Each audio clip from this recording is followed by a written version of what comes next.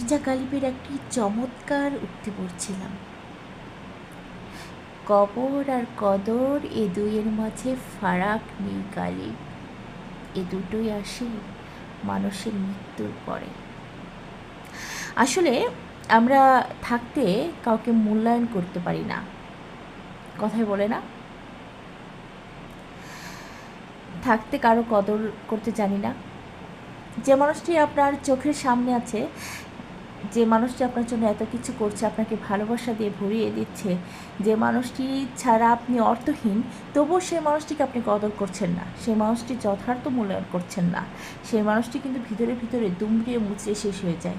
যে যার জন্য করলাম চুরি সেই বলে চোর, সেই মানুষটি যখন আপনার চোখের সামনে থাকবে না, আপনাকে যখন একেবারে নিঃস্ব করে দিয়ে চলে যাবে, যখন আপনি তার দুটো হাত ধরার জন্য আকুল ব্যাকুলতার সাগরে আছড়ে উপড়ে মরবেন, তাকে খুঁজে পাবেন না।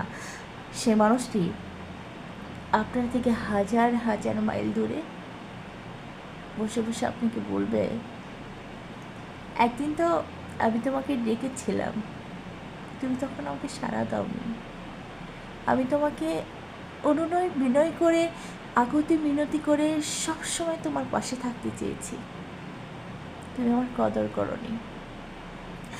আজ যখন আমাকে সমস্ত যন্ত্রণা থেকে বিধি মুক্তি দিয়ে দিল, তখন তুমি আমাকে খুঁজছো।